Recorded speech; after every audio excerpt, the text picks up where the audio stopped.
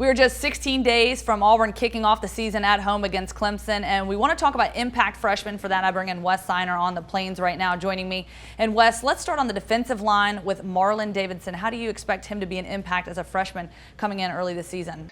Well, getting to the quarterback has been a major issue for Auburn for the past few seasons. They've got, some talent on this roster already with Carl Lawson, Montravius Adams, Byron Cowart, guys like that. But they've really kind of tried to retool on that defensive line this year in this past recruiting class. They signed 2 5-star prospects.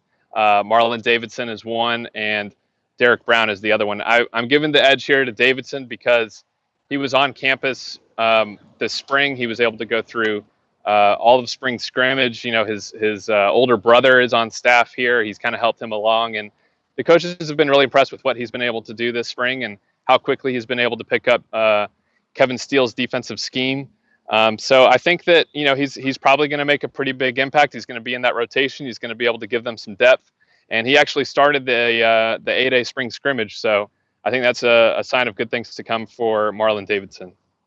All right, we move down the list to the receiver position, and Nate Craig Myers, a guy expected to come in and make big waves, hopefully early in the season at the outside receiver position. Your expectation for him early on? Yeah, that's another spot where Auburn needs some new talent. They lost 3 of their top receivers off of last year's team, and so Nate Craig Myers was the guy that they really wanted for a long time. He was once ranked the #1 wide receiver prospect in the country.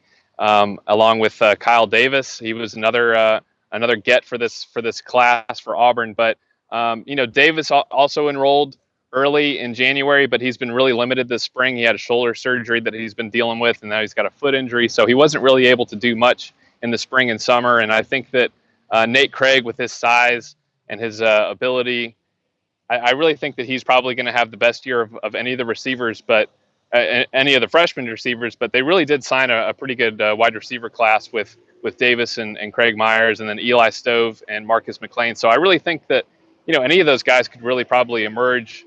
But if you ask me for a favorite, I'd probably give it to Craig Myers right now. And finally, we move down the list to running back. Javon Robinson released from the team earlier during fall camp. Your expectations for a young freshman to come in and step up in that stable? Well, yeah, Javon Robinson, also Peyton Barber, Rock Thomas, all 3 of those guys are gone this offseason. And so that's another spot where Auburn needs some young guys. They need some new talent. And it might be kind of a running back by committee back there.